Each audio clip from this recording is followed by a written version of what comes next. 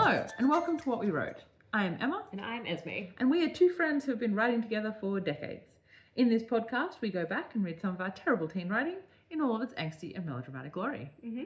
I'm just thinking, because this is on YouTube, we should try and look at the camera when we say that. I can't do it from memory.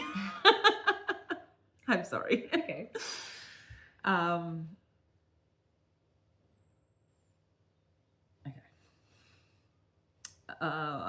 Now I've lost my train of thought. We've just started. There was no train of thought. Yes, right. Okay, so, Revelations last chapter about the king. Yes. Sorry, I thought you meant, I was like, a book? No? I had that thought as I said it. I was like, that's the name of our book. That is the name of our book. And I was like, I don't know, we talked about it. No, we're not talking about a book, but... Yeah. The king is cracking onto Cain. Yeah. What the fuck? I don't know where that came from. No. We were like making fun of it. Yeah. And then it happened. Yeah. And we're like, oh. Oh no. Well, because okay, so they had the dinner. Yeah. The R.I.P. Stellan dinner, I That's guess. right, yeah. You and the messenger are now all that remains. Pretty much of the unprecedentedly devastating attack by the other party, Astra or whatever they're called, Ardua.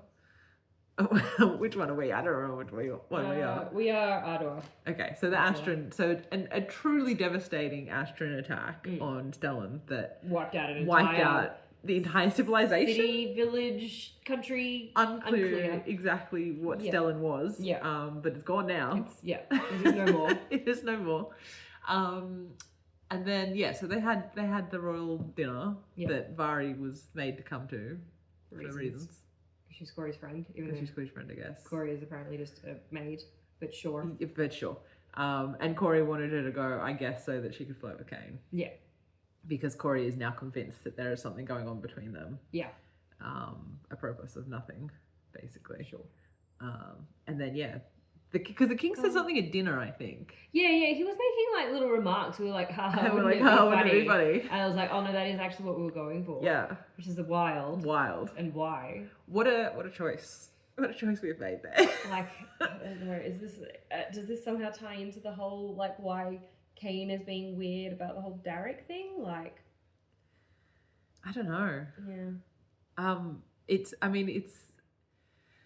one of those kind of gross stereotypes, right? Oh, yeah. That, like, the evil king is a bit of a poof. Yeah, using his power to get away with it kind of thing. Yeah, and, like, it's that kind of stereotype of, like, the camp flamboyant villain who's always kind of gay-coded. Yeah. And, obviously we don't like the king. I know. Is this our first... queer character? Yeah. I think so. Oh, that's a shame. That's a shame. It's okay, we make up for it later. Yeah, we do. Much better. Much better representation later down the line.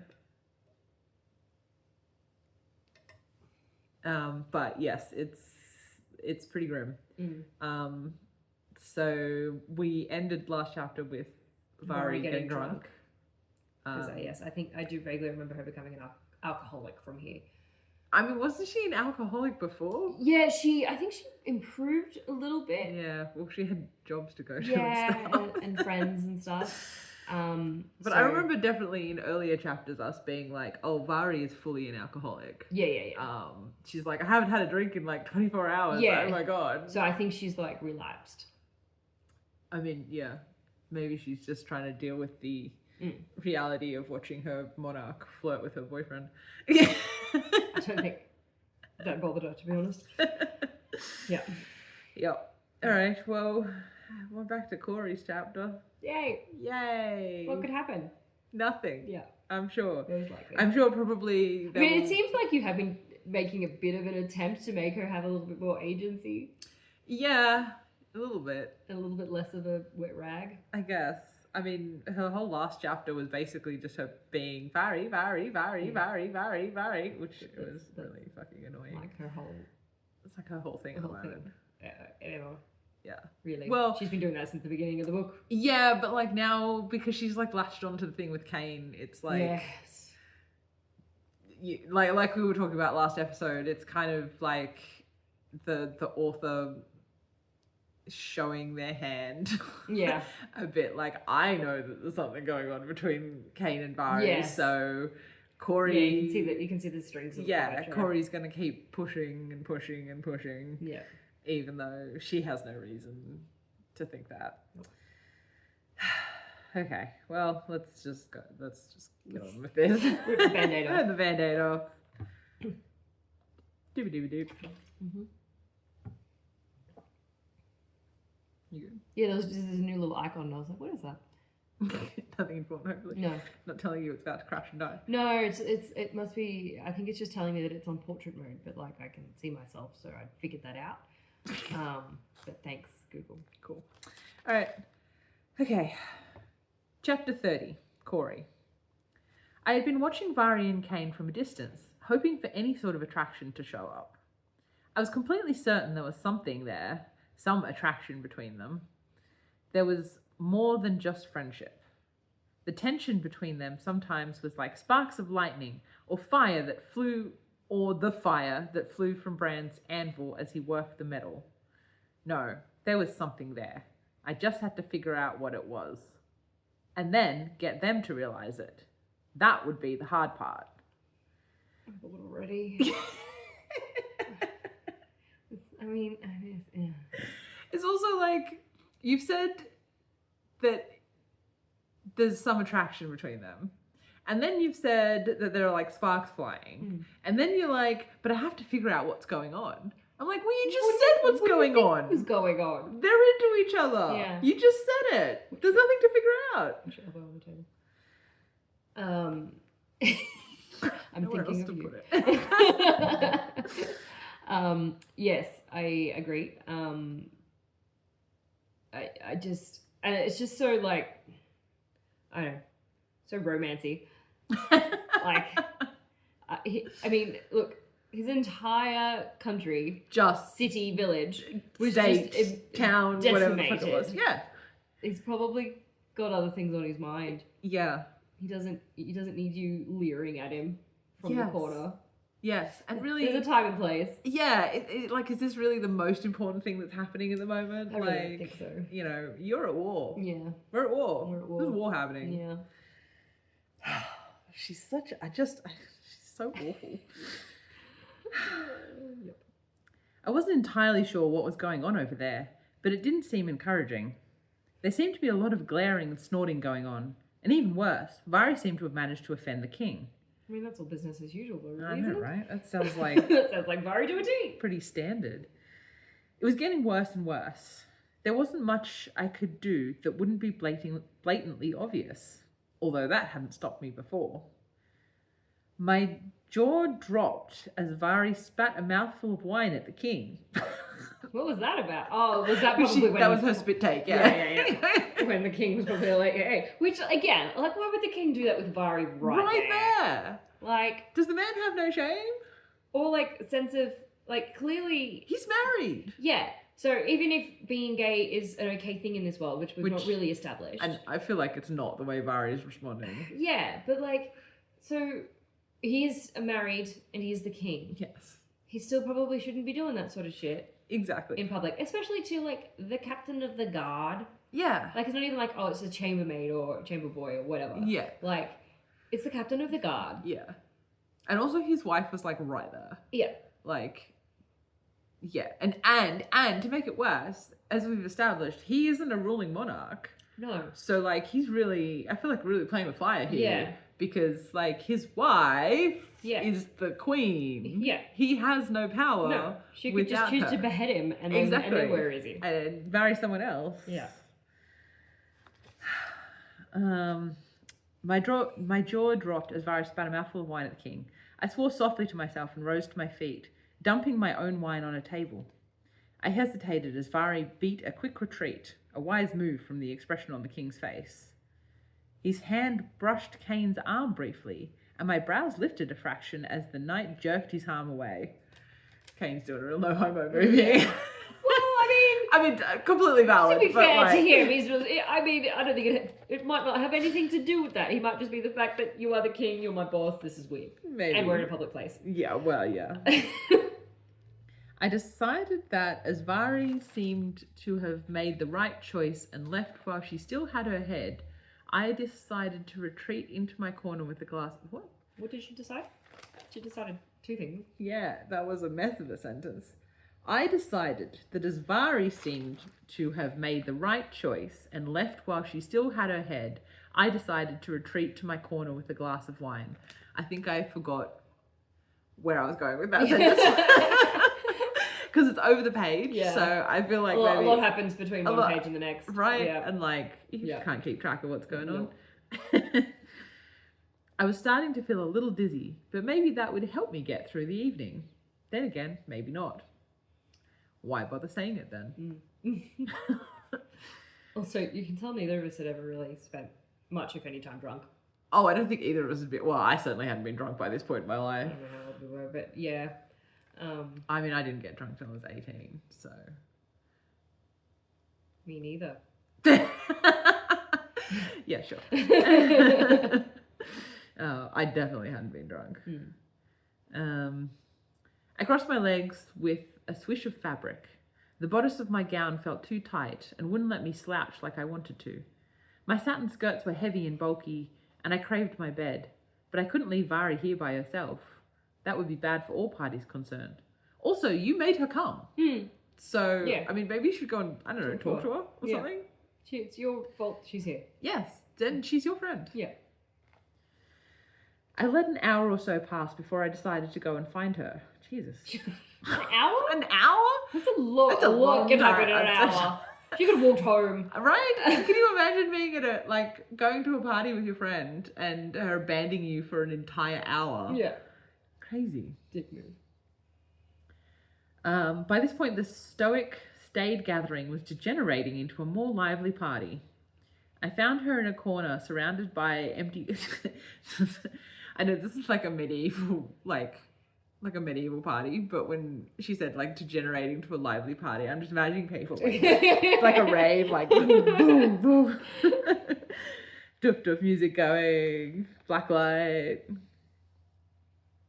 I found her in a corner, surrounded by empty wine glasses. Better and better. She grinned widely at me, and I sighed. Nice to see you decided to show your ugly mug around. I rolled my eyes rather theatrically, flopping down beside her in a floof of skirts. Nice to see you too, I retorted, glancing towards where Cain was edging away from the king. Is that a retort? Also... No, he's been with the king for an hour? That was my next point, was... If it's been an hour, what has they been doing for an hour that he's still edging away? Like, surely he would have either committed to the bit or left by now. That's a long time. That's a long time. To evade. Yeah, and then, I mean, the king basically an hour ago was like, hey, bro, will you come to my room and sleep with me? Yeah. Like... Where do you go from there? Yeah, exactly. Do you want to come and discuss my battle plan? Yeah. Vari's grin fell into a glare. What? I asked, looking back towards her. She just giggled. Vari, what is it? I think I know why your ma ran off with the spoon, she said with a snort. I lifted my eyebrows. Oh, I'm intrigued. She don't tickle his fancy, she continued cryptically with another giggle. I don't think that was very cryptic. No, it is. But I'm sure Cori will think it is. You don't say, I gasped sarcastically. What the hell is that supposed to mean? I added darkly. Vari straightened her expression out and leaned conspiratorially towards me. The LY names. Cryptically, sarcastically, darkly, conspiratorially. Oh, God. It means he's a whoopsie, she whispered, then giggled. A whoopsie. I think that is from Stardust. Oh, really? With the captain. Oh. Shakespeare. Yeah. Because they're thinking Shakespeare. Yeah. Yep. Yeah, cool. Okay. That's where I got that from. My jaw dropped. What? I hissed. Oh, what? I hissed, my gaze flicking to where the king, my stepfather, had cornered Cain. No. I whispered. No. No. Tell you what, though, she continued blithely. Kane tickles his fancy, she added with a wink. Despite my horror, I couldn't help but snort with laughter. The horror? Is it something to be horrified about? Yeah, why do you care? Yeah. Actually. Yeah. He's not related to you. No. I mean, it's not the world's only lavender marriage.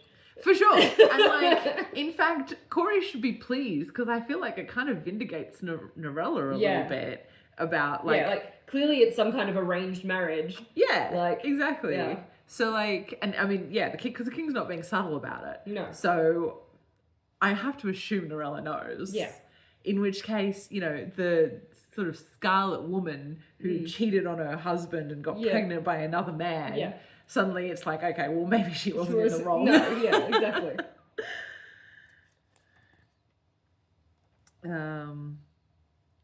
You're joking, I laughed. I don't know how to say that. It's got a question mark. You're joking? I laughed, but I couldn't deny the evidence. Vari shook her head seriously. He's cracked onto Kane twice, she said, and I couldn't help my own giggle. I'd had a fair few glasses of wine myself. Toria, that's brilliant. Vari looked confused. Brilliant? I sighed. Never mind, I muttered, shaking my head. I can't believe it. Vari snickered. So the thing is, we're in Cori's head. Yes. So what are you thinking? Why do you think it's brilliant? Yes. Please tell us what you're thinking. Yes. Please tell us what is going on in your head right now. What made you think that? Because that is a stupid word to say in this, unless there's a reason for it. Yeah. Which I presume there is. Yes. But I mean, I presume it's some sort of nefarious, I'm going to use this against him type thing. Possibly. I was going to say, I feel like Cori, because Cori, for no apparent reason, absolutely hates Norella. So I assumed it was some kind of like vindication. Oh, no. I thought vindictiveness. I thought it was something to do with like, she'll use that against him to protect herself because it's the king that's trying to offer all the time. Well, I mean, she says that. Yes. There's been absolutely zero evidence of the king doing but anything of the sort. Cori has said it, and that is Cori's belief. I guess. I can't believe it. Vari snickered. Kane can. I laughed softly. No wonder she had ... straying attentions. Vari giggled as she drained another glass. I glanced across the room at my mother. Oh my god, she's in the room. Oh, yeah. Yeah. I had for some reason assumed that she had not come to this secondary location. No, I think she was the one that hustled them all there. Was she? I think so. I don't remember. I glanced across the room at my mother, sitting prim and perfect, one of the few sober participants of the dinner. I don't know why the dinner is in quotation marks, but it is. She was watching the king with an unreadable expression. I felt a flash of sympathy for her. My attention was quickly diverted by Kane's approach, however. I tried to keep a straight face. Kane glared at Vari. You left me there, he hissed. You're a grown man, you could have left I know, right? Jesus Christ. And I don't think Vari staying there would have helped anybody. No, what was she going to do? I ducked my head, using my thick black hair as a curtain, a shelter to hide my smile. I think your hair was tied up, actually. Continuity. Attraction. Vari beamed. Attraction. Is that underlined? No. Oh, okay. But it is its own sentence. Own line? Yeah, okay. Attraction. Disgrace. Vari beamed, waggling her eyebrows. How are those battle plans coming along? Kane's eyes narrowed. Not funny, Vari. Not funny. He glanced at me and smiled and nodded in brief meeting. Actually, I was watching you. Tuned out. I was singing the Lion King in my head. Cool. What was the dialogue? Just rehash the dialogue for me. Kane said, not funny, Vari, not funny. Yes. That's it. Oh. What did Vari say before that? How are those battle plans coming along? Oh, yeah. Alright, we'll call that. And then he glanced at Cori and smiled and nodded in brief meeting, which doesn't really make sense, for sure. Greeting, I feel like, is probably what you meant. I would... Greeting? Yes. Yes. That's not what I said. No. I nodded back, biting my lip to hold back my laughter. I leant towards Vari so my mouth was near her ear. Not jealous, Vari. I whispered, then quickly moved away from her, trying not to grin. Vari turned towards me, frowningly. Jealous about what? Frowningly? Frowning. Okay. Did I not say that? No, you said frowningly. And I was like, I know we love our LY words, but that's getting a little ridiculous. There's too many of them. They're poisoning my brain. Moved away from her, trying not to grin. Vari turned towards me, frowning. Jealous about what? I lifted my brows at her and tilted my head towards Kane. Vari, are you drunk? He asked suspiciously. Oh shit, Sherlock. Yeah, I mean, obviously. You've been watching her down wine glasses. She's surrounded by empty wine glasses. Yeah. The girl is pissed. I sat back, trying not to laugh. I wasn't all that sober myself. Yes, you've said that. Yes, I rather think she is, I pointed out, rather unnecessarily. Kane sighed, running his hand over his face. Great. Oi! I haven't been drunk in ages, Vari protested, dropping into a pout. This conversation is so fucking boring. Like, get to the fucking... Is there a point? No. Like... There is no point. It's just, we were just like, oh, all of our characters in a room together, let's make them talk. Let's just make them talk for incessantly hours. about nothing. There is no point or reason or rhyme to this. You're drunk, I'm drunk. Everybody's He's drunk. You ruined your record then, I pointed out, giggling. I wasn't going for a record, she scowled. We need to get you out of here before you do something stupid. Kane looked around the crowd briefly. I nodded, hauling myself to my feet, a little unsteadily. Right. Agreed. I looked around then looked at Kane. Which way? Kane blinked at me. You're off your face too? I can see her face, Vari protested, and I flushed slightly. This is so bad. No. No. I can see her face, Vari protested, and I flushed slightly. Only a little bit, I pointed out, half smiling, despite my flushed cheeks. Cori, you're either so pissed you can't find the door. Yes. Or... Of the castle that you live live in. Yeah. Yeah. Or you're not drunk. Yeah. Like, what is it?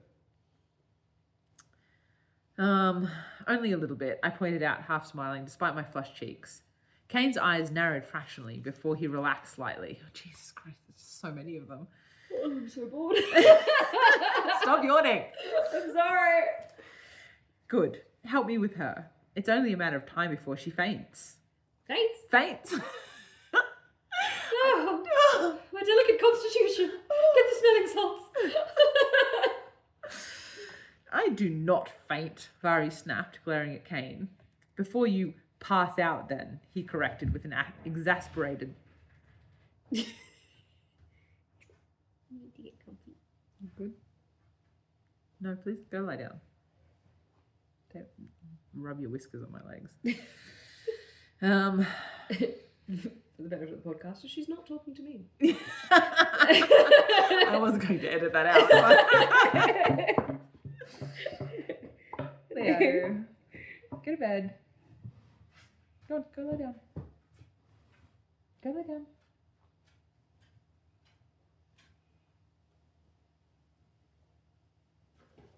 Good boy. Before you pass out then, he corrected with an exasperated sigh. Good idea, I repeated, dragging Vari to her feet. Kane moved to help me, but backed off at Vari's murderous glare. I can stand, she said shortly, poking her tongue out and standing. She swayed unsteadily, and Kane easily caught her elbow. Sure you can, I muttered, yawning. Me too, Cori. Yeah, same. I'm here like trying to fight it. I'm not yawning at all. No. It's so boring. Covering my mouth for any reason other than fiddling. Mm-hmm. It's just like this entire interaction is something that you would just cut. Yeah. Like it serves nothing. It serves no purpose. Nothing. We've gained nothing from this conversation. Absolutely nothing. And like if you wanted to have something where like, I don't know, Vari faints into Kane's arms or something like that, like... What are you talking about? Yeah. Yeah, you can just skip straight to it. Just skip straight to it. Cut out all of this fucking backing and forthing and it's just...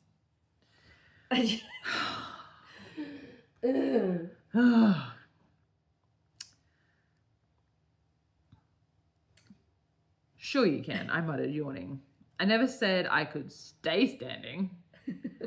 Come on, Cori, lead us out. I'll keep her on her feet. What? He's saying to Cori. No, he said, come on, Cori, with a question mark. So it's come on, Cori. I think he's saying, come on, Cori. He's saying, come on, Cori, you lead us out. Right. Kind of thing, I think, is maybe what you're aiming for. Maybe. Because he's giving direction. Even though she just said she couldn't find the door. Well, he's probably assuming that, again, she has lived in this castle her entire life. He probably is a little bit lost, but I'm sure she can find her way. I'll keep her on her feet, Kane said, ignoring Vari as she giggled. Now I'm going to yawn. No. Whoa, we're fucked. I hate the giggling thing as well. Like it annoys me. I've been reading some like contemporary romances as well. And whenever someone giggles in that, I'm like, are you giggling? Like giggling sounds psychopathic. Yeah, or just like little children. Childish. Yeah. Like like I just like Leo, go to bed. Leo, go to bed. Go on. Go lie down. I don't care where you lie down. Just do it. Good boy. Yes. I'm gonna need to break my streak and drink a coffee.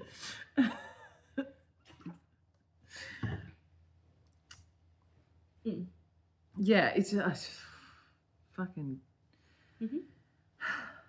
so over it. Yes. Already. It's going to be 3 pages. I paused, looking around the room, frowning as I searched for the door. There it is, I cried, pointing to it, as if afraid it would run away if I let it out of my sight. Quick! Kane groaned at my theatrics. Was that theatrics?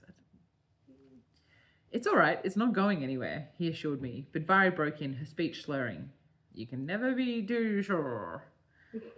Too right, I agreed, making a dash for the door, not checking to see if Kane and Vari were following until I had a firm grip on the doorframe. Got it, I said brightly, looking back for my companions. You're either much drunker than you think you are, or I have no idea what a drunk person's like. Yeah. I suspect it's maybe the latter. It's probably a bit of both. Yeah. Woohoo! Vari joined in my celebrations as I snatched up another glass of wine and downed it in one gulp. Jesus Christ. Jesus. Kane shook Vari hard. Oh god, that's not gonna help. He's gonna give her a traumatic brain injury. Yeah, just like women. Shh! I pressed my fingers to my lips as we stumbled into the cool, dim corridor. The air was cold, and I felt goosebumps rise down my arms.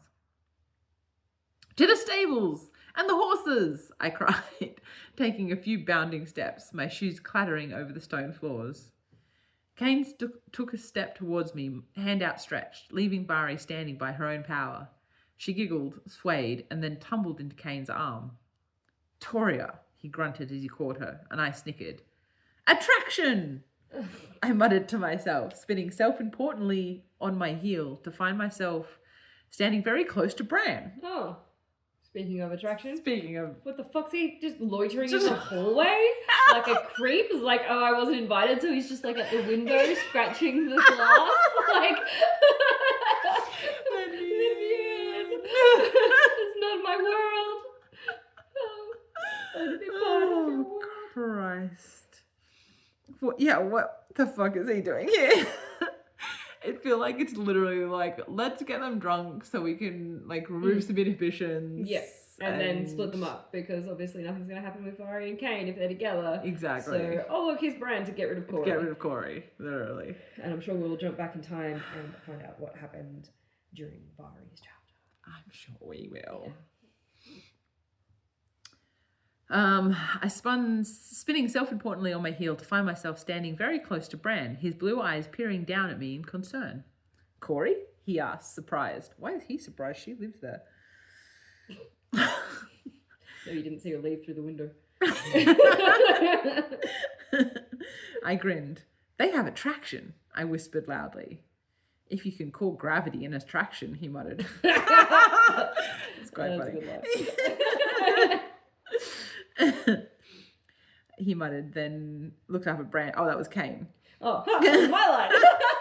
I was going to say, it's too funny to be me. He muttered, then looked at Bran in surprise. This may sound strange, but I'm honestly glad to see you. Not that kind, I started, but Bran put his large, calloused hand across my mouth.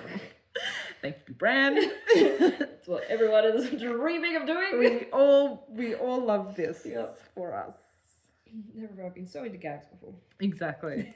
Literally. That's new, he replied easily, holding me tightly against his chest and ignoring my muffled protests. They're drunk, obviously. It's worse than looking after children. You'll take care of Cori? Kane asked, shifting Vari. So he was holding her in both arms. Is he like fawn carrying her? Or is he just like think he's just like I'm holding her up and she's like Well, yeah, I mean Bran has obviously got Cori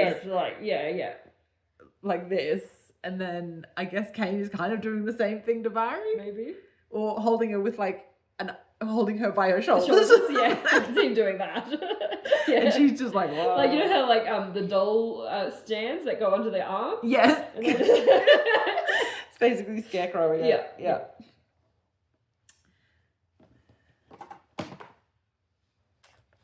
I don't need taking care of, I shouted, prying his hand off my mouth.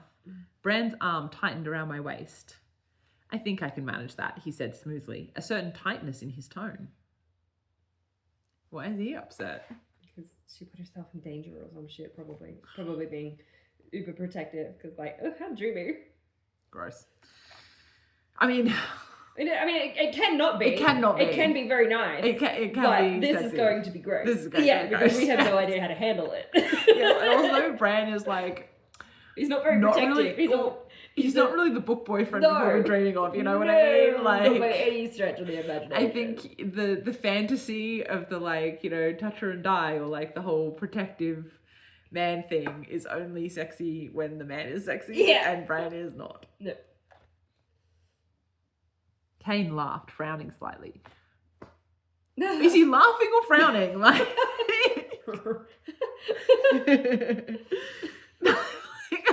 Although to be fair, I looked at my face when you said that, and I was doing that exact expression. So maybe you can. You sure? I'll take Vari back to her room, I guess. He frowned down at Vari's peaceful drunken stupor. So she's actually passed out. I think he's like cradling like her. holding her. Yeah. Cool. She did have a lot to drink. And then you can put her in her night clothes and keep her warm with your body heat, I cried, giggling loudly. That is a crime. If you're not conscious. It's a violation. We do not like that. That will get you in jail. Do not violate her while she is drunk. No, we don't like that.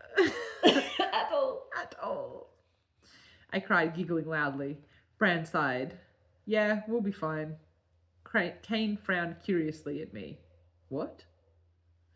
You know what you want to.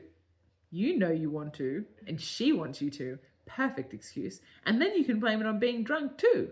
I blabbered, but broke off as Bran lifted me clear off the ground. Time to go, I think, he said pointedly. I mean, honestly, thank God for Bran in this scene. Yeah. Never actually thought we'd utter that sentence. No, but yeah. He's on the right track. He's on the right track. Yeah. Hand across the mouth. Yeah. Just stop talking. And let's get out of here. Kane frowned but nodded, his lips tight, and then headed for the stables. I don't know why Kane is so shook about this. Like, they kissed. Yeah. You know, like, I think you know. He would have some inkling that there's something there. Because, like, she didn't slap him. No. Like, if she'd slapped him and ran away, you could be like, okay, well, yeah, she didn't like that. Yes. But she didn't. No. And I mean, Kane obviously has feelings for her because he kissed her. Yes. So, like, the fact that Cori might have noticed that is not really that shocking. No. You know, like... Yeah, we're just dragging it out for the sake of dragging it out. So, making Kane act like an idiot. Yeah, it's just... I know. Don't make them stupid to drag the plot out. No. Like, you either need to change the plot or just don't do it. Yeah. Bran shook his head. There's attraction, I nodded gravely, and he smiled at me, sweeping me off my feet in the most literal sense. Didn't you already do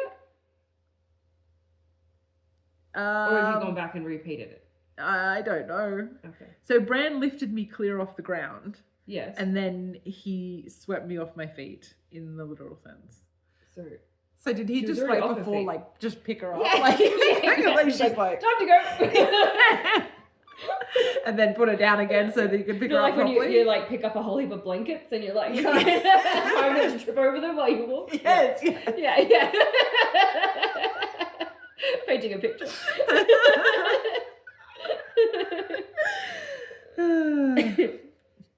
I cried out in surprise. "What are you doing?" I shouted, kicking my legs feebly, making my skirt swish loudly. "Taking you somewhere safe," he replied, good-naturedly, heading for the stairs. I looked up at him, his features a little obscured by the shadows cast by flickering candles. All I could see was his bright blue eyes and snatches of his warm features. That's not how that works. Like, if you're in dim candlelight, well, unless his eyes are like glowing. What? Well, she said his features were obscured by the shadows cast by flickering candles. All I could see was his bright blue eyes. Well, blue eyes do reflect more light than average. Sure, but like your eyes are also generally set into your face. Yeah. So like shadow, your eyes are usually one of the first things that goes into shadow because unless he's got really bulgy eyes. Maybe he does. He's a dreamboat. So. He is a dreamboat. He's got bushy eyebrows and bulgy eyes. Or either that or she's like holding the candle in his hand. Look how blue they are. Yeah. That sounds like that, right? I blinked slowly at him, admiring his expression. "Somewhere safe, like..." I asked, a little more subdued now. I was away from... Oh, I think that's all one sentence. Supposed to be one sentence. I asked, a little more subdued now. I was away from the bustle of the party and Vari's boisterous influence. Boisterous influence? She was unconscious. This is all you, Cori. You have no one to blame but yourself. we be pointing fingers here. Yeah. "Your room." I narrowed my eyes at him. "How do you know where my room is?" I asked suspiciously. He just smiled smugly. I don't like that. Bran spends a lot of time at windows. How do you know that, Bran? How do you know that? He just smiled smugly and pushed open the door with his shoulder. My familiar room seemed dim, cold. Right. Yep. Okay. Couldn't be bothered to write the rest of it. The room seemed dim, cold, and different. Dim, cold, and different. Yep. It didn't seem right in this strange half-light, empty and lonely. Have you never been in your room at night before? No. Like, what are you talking about? Why are you so stupid? I presume it's supposed to be like some kind of metaphor because she's changed and now she doesn't recognize the world around her or some shit like that, maybe. When was the last time she was in her bedroom? Like yesterday, probably? Maybe a little this morning? A little changed since yesterday. The king's gay. Like, you know. I'm pretty sure she was just in there dressing Vari for the fucking ball. It didn't seem right in this strange half-light, empty and lonely. Bran dumped me on my bed, where I sat shivering to myself. He lit some candles, then came over and wrapped one of my quilts around me, as despite the cold, I'd made no move to warm myself. He sat down opposite me. On what? Exactly. Maybe she's like sitting like on, like not on the edge of the bed, but like sitting on the bed. Oh, and so he's also sitting he's like, on the so bed. she's at the head of the bed, he's like sitting on the foot of the bed. Maybe. Kind of thing. That's not what it sounded like, No. but... No. I'm not sure. He sat down opposite me and watched me closely. I watched him right back. "Will you be all right here by yourself?" he asked. My brows drew together at his gentle voice. "So much what I wanted." Really? My brows drew together at his gentle voice. So much what I wanted. She wanted him to She wanted his to talk gently voice? with her? Because like he normally is like shouting. Well,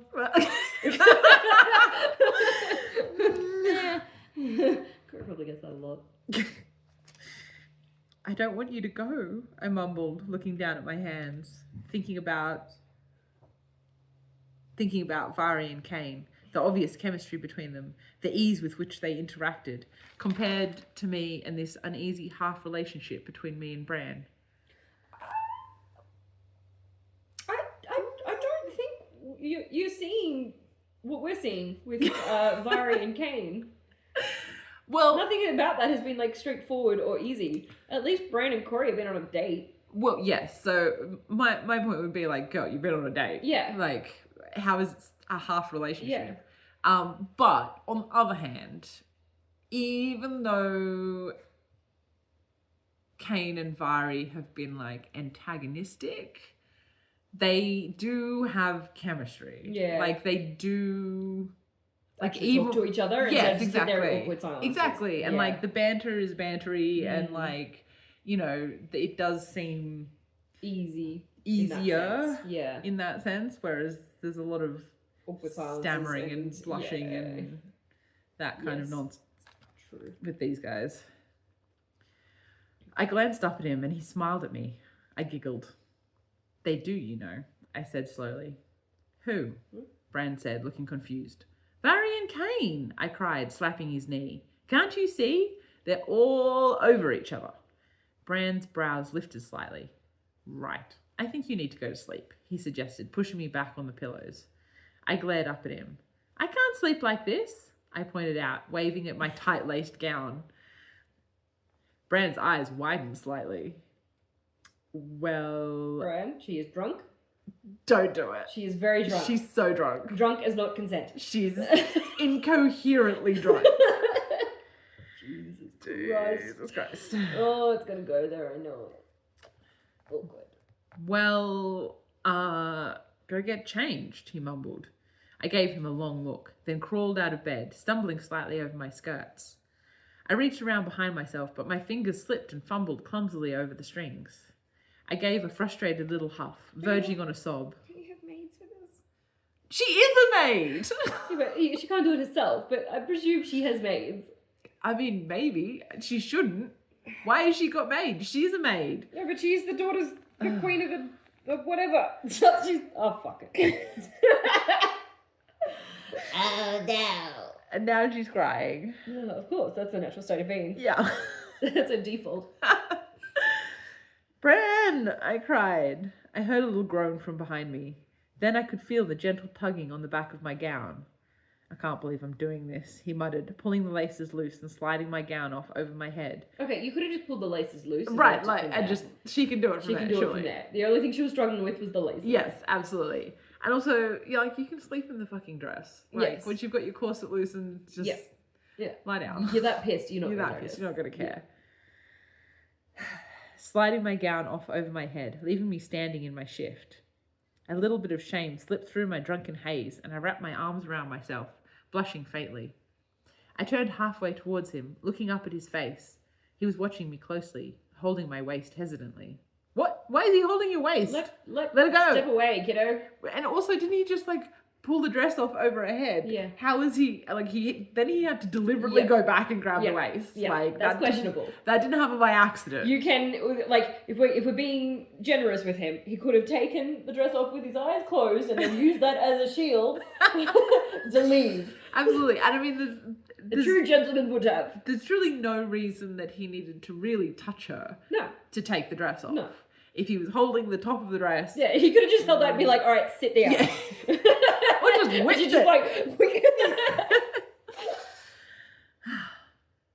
I started, then trailed off and turned completely towards him, staring up at him. Filled with a confidence born of too much alcohol, I rose on my toes, pulling his mouth towards mine. Okay, what are you going to do, Bran? Oh. It's all right. I mean, it's cliche, but it's all right. Okay. I rose on my toes, pulling his mouth towards mine.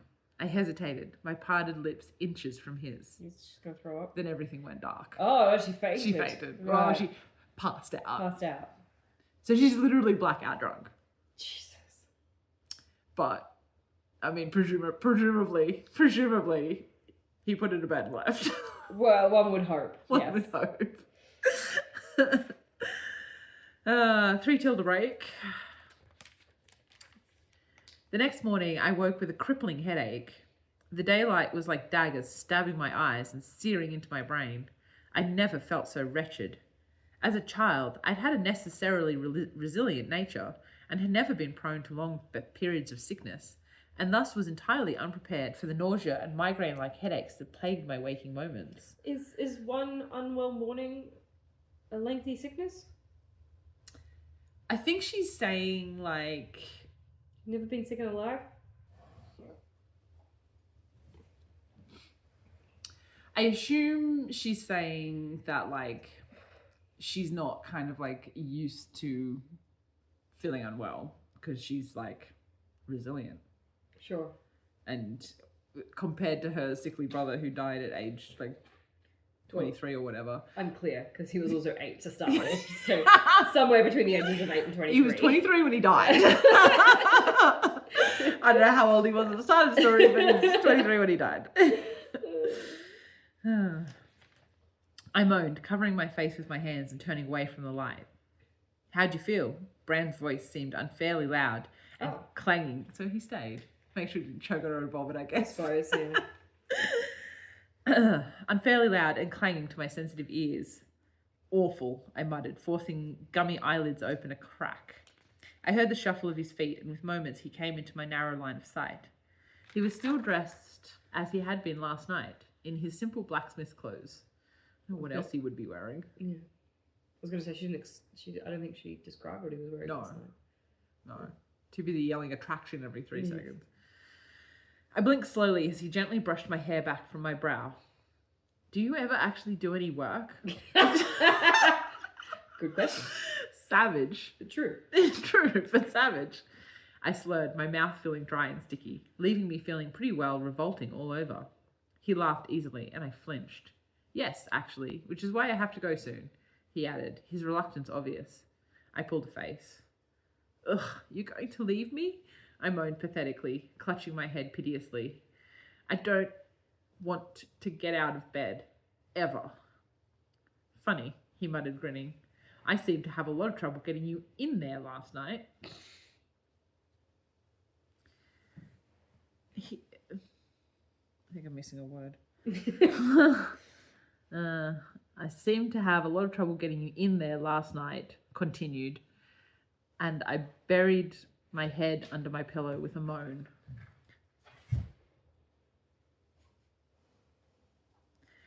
Don't remind me, please, I cried, dwelling in my misery. Bran sat down on the edge of the bed and was silent a moment. You tried to kiss me, he said softly after a second. Why is that so shocking? No, you guys are dating.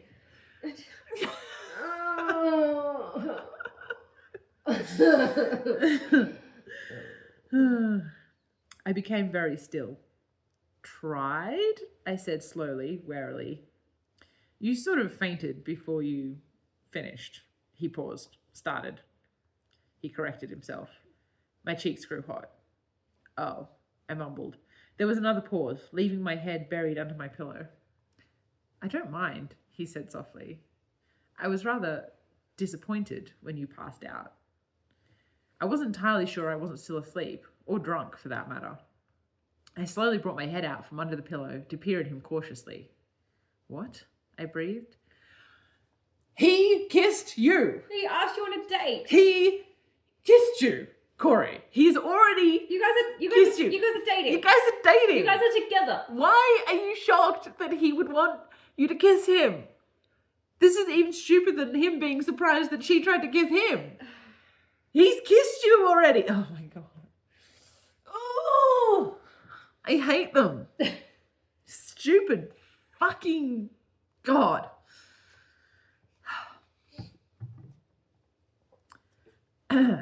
What? I breathed.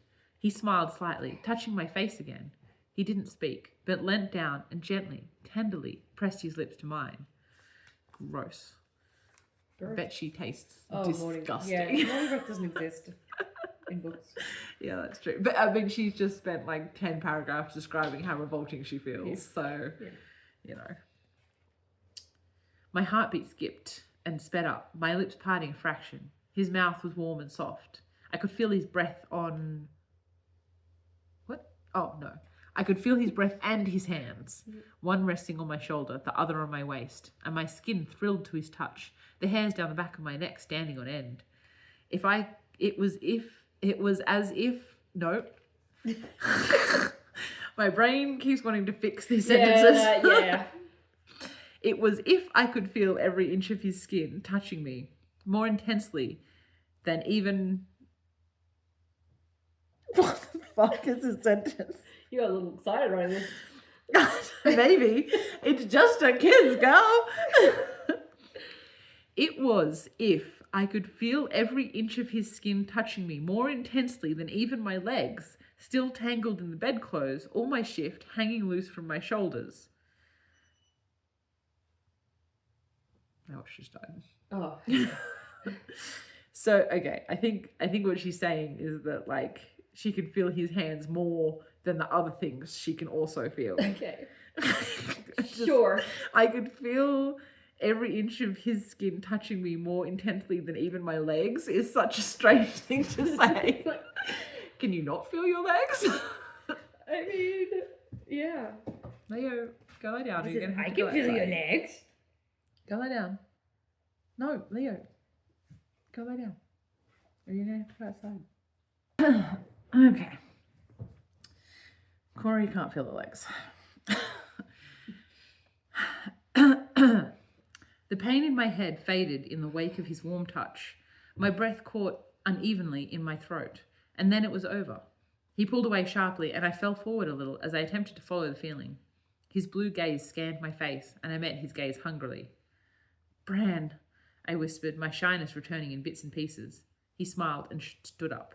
Have a nice day, he said gently, and then slipped out, leaving me alone with my hangover.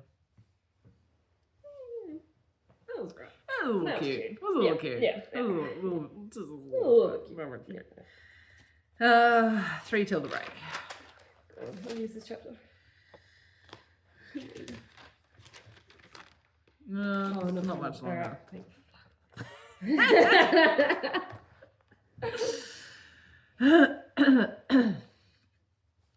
I stayed in my room most of the day. In fact, I stayed in my bed for the majority of the day, moaning and muttering to myself over my pitiful state. That gives crazy woman vibes. I'm sitting there like Up down the spot. yeah, like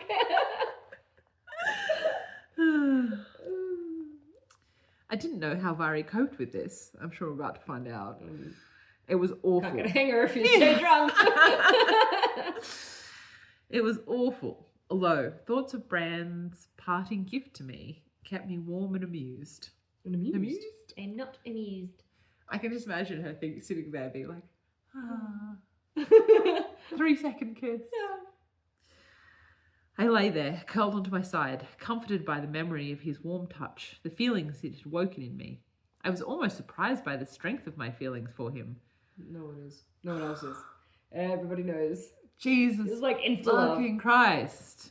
You've been obsessed with this boy since page 1 and now 386. Jesus Christ almighty. Almost surprised by the strength of my feelings for him and my lack of fear. My mediations were interrupted by a soft, almost tentative knock on the door. I paused for a moment, considering pretending I wasn't in, but sense won out, and I called out. The door opened a fraction, and my mother, the Queen, entered the room hesitantly. I bit my lip, remembering the previous night's revelations. Corianne? She asked, the only one who used my full name. Yes, I replied, my tone lacking its usual venom when I spoke to her. You look unwell. She seemed so hesitant, it made me feel a little guilty for how I treated her. Yeah, well, It's about fucking we time. got there in the end. Jesus Christ. I drank too much last night, I admitted a little sheepishly. I paused, still unable to call her mother. Mother. Look, Narella, I know why you left the king. Well, she didn't leave the king, actually. She's still with the king. Yeah. She cheated on the king. She cheated on the king, yeah. Also, I like, maybe just wait a second and see what she wants with you What's to say first first, before yeah. you start being like, hey, I know your husband's gay. Yeah. Like, have some tact. Cori has none. No, not at all. Look, Norella, I know why you left the king, I said slowly, trying to broach the subject delicately. She blinked at me, her face paling. How do you know that? She whispered. He was cracking on to people in front of everyone. Literally, you watched him. She was there, sitting there, watching him. Pouring cane. Jesus. It doesn't matter. Point is, I know why you did it. Why you slept with my father. I guess why he left. You had a reason. I still don't know why you thought it right to lie to me, but I know why you did it. I broke off, brushing a tangled lock of black hair off my face. I ended up suffering for your selfishness. But Did you? Bitch, you have lived in a castle your entire life. You had every meal provided for you. You were clothed. You had a stable, full of horses. Yeah, I mean, you were safe. You had guards around you 24/7. Yeah, it wasn't that many chapters ago where you were talking about your privilege and how lucky you were. Yeah. Because of her. Yeah. She could have very easily just tossed you in an orphanage or something. Yeah. Which is probably what most monarchs would have done. Yeah. I broke off, brushing a tangled lock of black hair off my face. I ended up suffering for your selfishness, blah, blah, blah, blah, blah. Where am I? You were just skipping ahead. You're like, I've overthought I'm so bored. But I don't have any right to judge you. If I was in your position, I might have done the same. She was silent for a moment, a perfect, poised statue, devoid of emotion. Is she? Is she? I wanted to protect you, my daughter, she murmured, but there was nothing, no expression. I feel like there probably is, but sure. I loved you, my little girl, but I could never be with you. I had to watch you grow up alone. She broke off, taking a deep breath, steadying herself. I hate Cori so much. I honestly wish we had pushed her ass down the stairs. This bitch. Why do you always do this? I cried, my temper snapping. Why do you always shut down all your emotions? Feel something. Scream, cry, shout, do something. Be human. Psychopath? Why are you such a lunatic? She's the queen. She's supposed to be controlled. And she's listen to her words. Yes. Her words are very emotional. Yes. She's just because she's not sobbing while she's saying them doesn't mean she's not emotional. Just because you have a full-on meltdown every time you have the slightest hint of a feeling. Yes. And she's saying I could never be with you. I had to watch you grow up alone. And then she took a deep breath, steadying herself. If she wasn't unsteady, why would she need to steady herself? Yes. Your own words are acknowledging that she is having an emotional response right now. But she's a fucking psychopath. She's an idiot. She looked taken aback at my outburst, understandably. I do feel, Corianne, but I can't afford overt shows of feeling. I am the queen, the ruling queen. You might think it's all right to put on these big fancy tantrums in public. Schooled, bitch. Yeah. You might think it's all right to put on these big fancy tantrums in public because to someone like you, it doesn't matter. I am married to an overbearing sodomist who wants my only child dead, who would gladly murder both of us if he thought he could get away with it, she retorted softly, the sadness of her words belied by her emotionless tone. Ooh, around the word something around. Don't like that. Don't like that. Ooh. But again, she's making a very good point. Yes. The ruling queen cannot be just throwing tantrums. Melting down and she has to rule. She has to rule. She has to look sane. Yes. And otherwise people aren't going to follow her. No. And she's in a shit situation. Yeah. I mean, the husband being gay isn't really the problem. No. But yes, he is clearly not a good man. No. And she's stuck in this situation. Yeah. Clearly. I mean, I don't know why she can't have him executed, but I'm sure there's a reason. Yeah. Crazy. The sadness of her words belied by her emotionless tone. I shook her head. So I'm not good enough? Because thank you to you, I was brought up as an orphan maid's daughter? How hypocritical, don't you think? My tone was getting short now, annoyed by her blatant hypocrisy. That doesn't make It's sense. not. What the fuck are you talking about? Do you know what hypocrisy means? Did I know what hypocrisy means? Really not. It doesn't make sense. That argument doesn't make sense at all. No. Like, is Cori trying to say, like, it's your fault I can't control my emotions because I wasn't raised as a princess? You don't need to be a princess in order to be fucking to sane. not be a lunatic. And, like, regardless of how you were raised, you're a fucking adult now. Yes. Right? Like, you are, I don't remember how old, like, 18 or something? Yeah, something like that. You are old enough to take responsibility for your own emotions. Yeah. Like, fucking awful. She's awful. I didn't say that. She softly. Said. No. Cooed. No. She softly. You implied it. I didn't mean it. Cori, I corrected shortly. I named you Cori.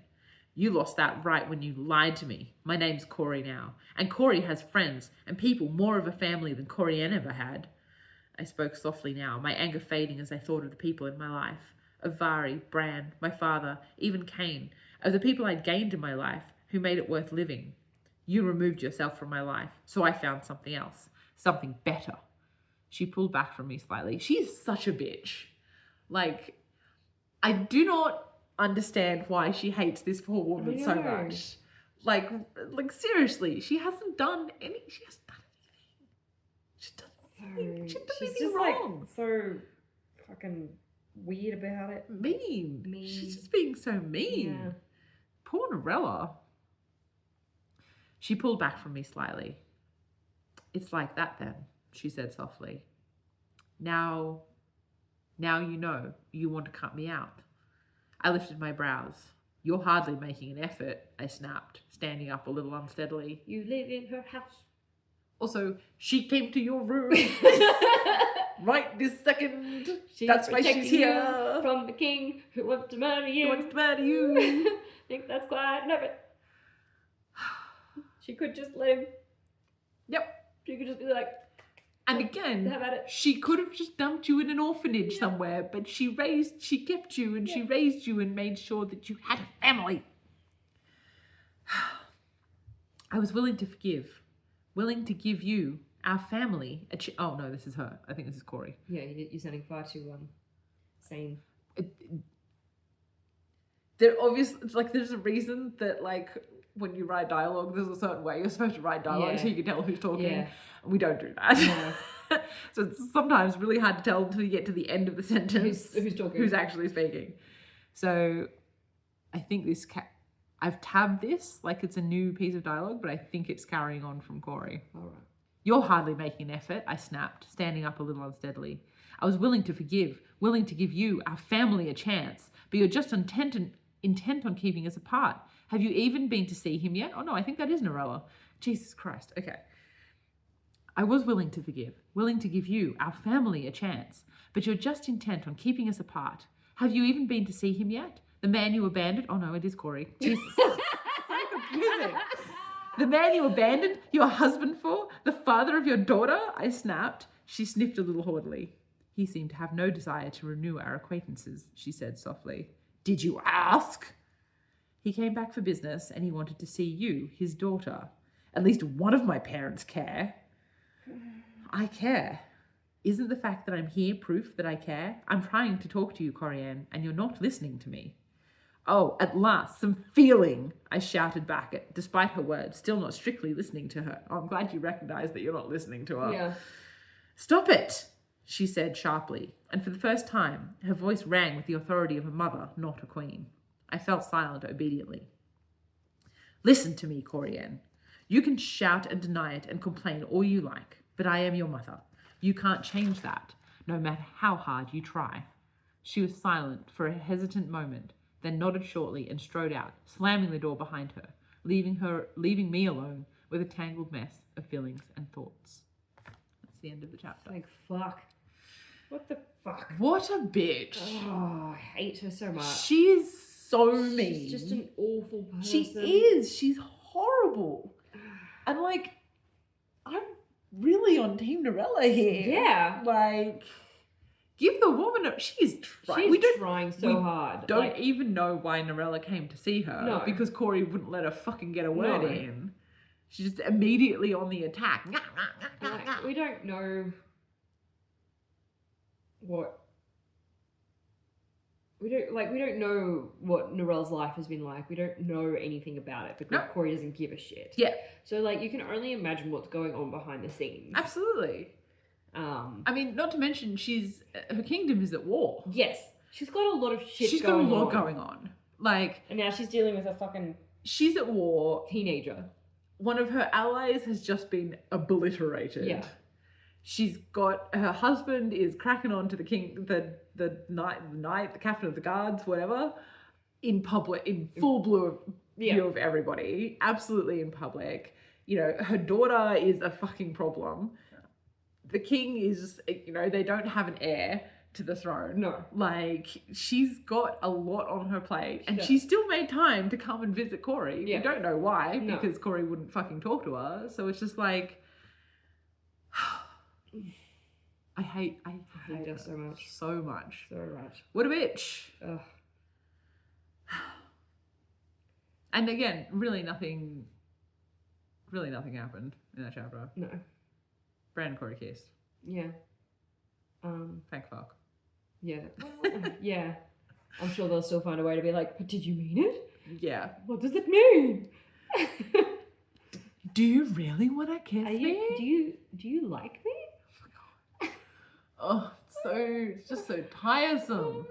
It's so tiresome. It's just like, clearly we didn't know how to like write or control a relationship. So like we're trying to drag it out, but we also don't know how to like not like take it too far in the same thing. So instead of being like, oh, we're going to like make this a slow burn, they do the thing and then we're like, oh shit. Now the next step would logically be this, but we don't want to do that yet. So we're just going to we have to roll it back again. Yeah. And it's just exhausting. It is absolutely exhausting. I mean, and look, you know, in fairness to us, I also have read some contemporary romance books recently. Yeah. And this is something that has happened in several of those as well, where it's like, you know, oh yeah, we like fully made out and like, you know, orgasmed each other. Yes. But, well, I was like, I don't know how explicit I want to be about this, but like, you know, we had a spicy scene. Yeah. Right. And then like it's back to like, oh, but does he really like me? Yeah. Or like, you know, oh, we can't get into a relationship. I'm like, come on, guys, you've had your hands in each other's pants. Let's get over this. Yeah. Like, yeah. So yeah, you know, but it's so frustrating. And like, again, we just don't really have that ability to make sure that the conversations have a point. Yeah. Like the interactions between the characters are just not serving any purpose. Or even the scenes in general. Yeah, like, absolutely. Like the only thing that really served any purpose was that last scene between Norella and Cori. Yes. Like all the rest didn't need to be there. Yes. You know, and if we wanted to use like Cori getting drunk to try and like reduce some inhibition so that her and Bran can actually fucking progress their relationship in some way, great. We didn't need all of that shit with Vari and Kane and the being drunk. Cori could have just gotten drunk. She could have left the party. Yeah. I don't know why Bran would be in the keep, but like we could have come up with some kind of a reason for that. Yeah. Or, you know, maybe she went down to the stables to get some fresh air and he Yeah. was doing like an emergency horseshoe or something. Like, Yeah. you know, who the fuck knows? We could have thought of something. We could have thought of something and then run into him there. Yeah. But just this endless back and forth between Vari and Kane and Cori. Oh, you're drunk. No, I'm not drunk. She's drunk. There's the door. Let's Giggle, go change giggle, the giggle, door. giggle. Gotta hold on to the door so it doesn't Yeah. get away. It's like, oh my God. Yeah. I'm so tired. know. Yeah. Anyway, back to Vari. I'm sure we'll flip back in time and get to see all what of that. happens with Her evening. Yes, with Kane. indeed. I'm sure we will. Okay. Well, I guess we get move on. Doobie. Doobie. Do you know what you're reviewing? Yes, I'm reviewing Six Scorched Roses. Yay. What are you reviewing? Eden Rises.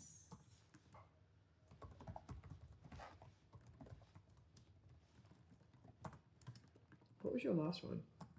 I managed to get into my laptop, I will tell you. Oops. My last one was Emily Wilde's Encyclopedia of Fairies.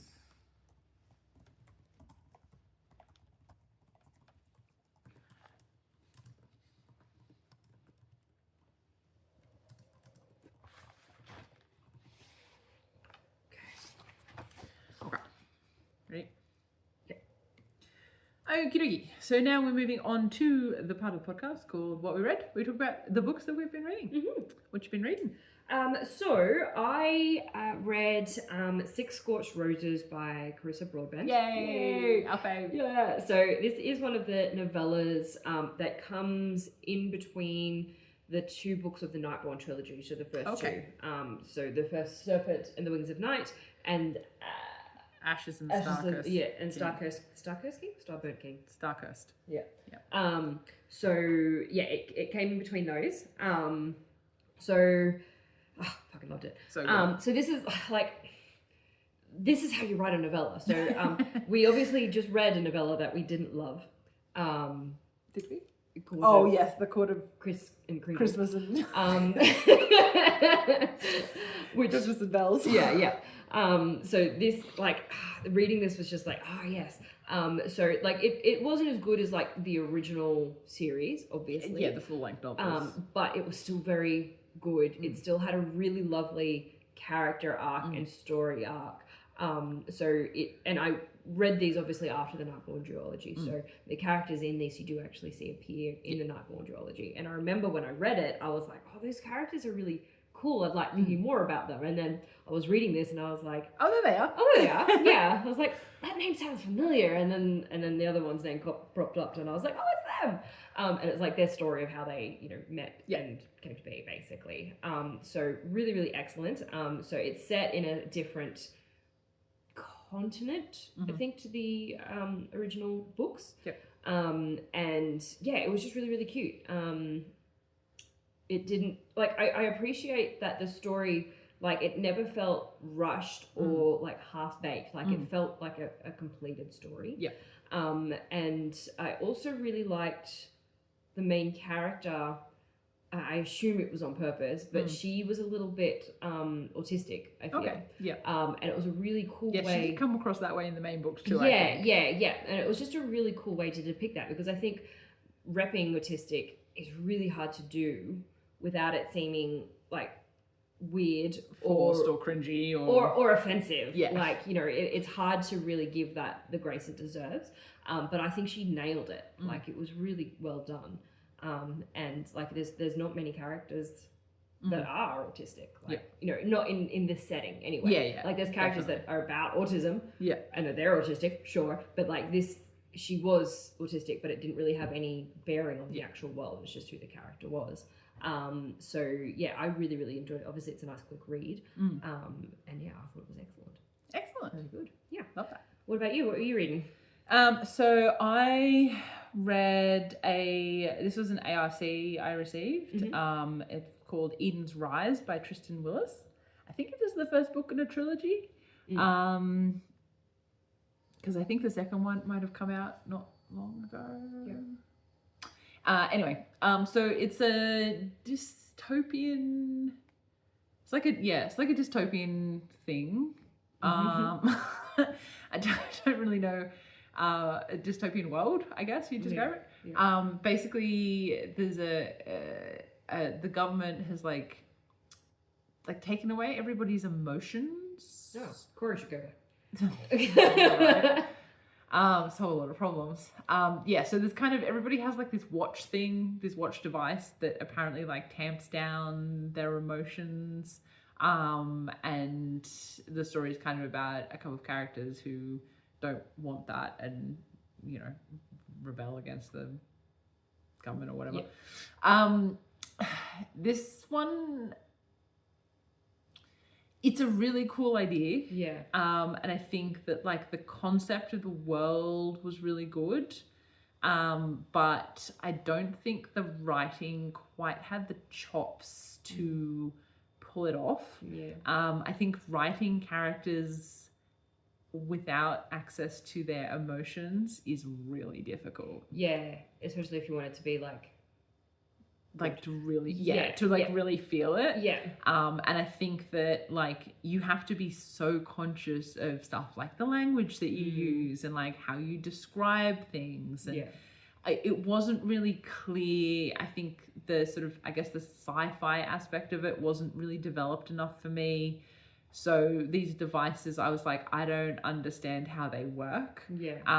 So it wasn't clear whether they were responding to like a physiological response. So like, you know, when your heart rate picked up or something, is it injecting a drug into you? Yeah. Is it controlling your brain waves? Right, so there was no sort of like what the watch did. They just wore the watch. Yes. And there would be references to like, you know, my neuromod pinged or something like that. I'm not even sure if it was like, does it just like recognize when you are having an emotional response and then you have to suppress it yourself so that the government doesn't come after you, or like it just wasn't clear actually how it worked. And so I was like, well, I don't know what this device is doing. And like a big part of the story was about them modifying the neuromods so that they could have feelings. So that implies that it does control the feelings. Yeah, or that, but potentially also they could just be like stopping them from reporting back to the government, right? So that they don't, because there's like, they work in like this facility, the two main characters work in this facility where like they like pull people in and punish them and stuff. Like, I don't know, it was, the world building was kind of confusing. Yeah. And which like, is hard for like that kind of story. World building really needs to be. It needs to be strong, and because otherwise it does just get confusing, right? And I'm like, I want, it's a cool idea, and I want to get into it, but I'm so wrapped up in not understanding how any of this works. Yeah. And if you are going to make your main character be like a technician who is they actually also working, need to know how it works. They need to know how it works, and Yeah, you need to be able to explain how it works. Yeah. And yeah, I just found that like, it really there needed to be some clear delineation between the characters that were having their emotions controlled and those who weren't. And a lot of the language that she used, I think it was in first person, and a lot of the language that she used was emotional language. Yeah. So, you know, she'd say like, you know, my heart raced, or like my palms were sweaty, or, you know, I was, you know, nervousness thrilled through me, or like, you know, all those normal descriptions of emotion. And I'm like, well, are you like, and then I wasn't clear, is it only like really strong emotion that you can't feel, or is it any emotion? Yeah. So it just wasn't really cooked enough. It just really, I feel like a few more drafts could have really tightened this up into something that was quite an interesting concept. But the way that it is, I was just like, we didn't quite get there. Which was a shame, because I think it was an interesting story, and I think it was a really, you know, as far as those kind of like dystopian, you know, the government has removed our ability to do X, Y, Z. You know, they're controlling us. They're controlling our language, our colors, our emotions, our like what the fuck ever. You know, it was an interesting take on that, but I just don't feel like it quite. The writing quite delivered, quite landed the hit. So, which is a shame. Part of me is a little bit tempted to read the second one to see if it's improved, but it's just probably not quite good enough for me to want to put the effort in. So that's fair. It was a rough one, unfortunately. But yeah, that's it. Nice. Cool. Very good. Well, that's us. That's us. So you can. Ooh, when does this come out? This will be after book fair. The last one we recorded. Yeah. All right. Yes. So you can reach out to us and talk to us. So we are at a variety of social medias. Yes. So you can find us on TikTok, Instagram, Facebook, Tumblr, and YouTube. Yep. And we are the same across all of them, which is at What We Wrote Podcast. You can also email us, which is whatwewrotepod@gmail.com, for your longer form communications. you can't send us a letter because we're not giving you our address. I don't have one. Yeah. But yeah, so we would love to hear from you. Rate, review, subscribe. That makes a huge difference as well. Please. So however you're listening to this, whether it's YouTube or Spotify or whatnot, just make sure you hit that little follow or subscribe, and give us a 5-star rating if you like it. If you don't like it, don't give us any rating. No rating is better than that. Give us 5 stars. Yeah, just give us 5. Because that really helps, because obviously other people will see it and go like, oh, hey, that's a good podcast. I'll give it a try. Yes, and if you could be bothered to do a review, then that would be amazing. Even if it's just love this podcast. Yeah, these guys are great. It really does help. It does. You've got to feed the algorithm. Mm-hmm. Indeed. And and tell your friends. Yes. Because if you like this podcast, chances are your friends will. And word of mouth is probably the biggest advertisement. Really. Yeah. So yeah, we would love it if you did those things. Otherwise, we shall see you next time. When we're back. Next episode. I nearly said next year, but no. We'll be back long before then. Yes. Anyway, bye. Bye.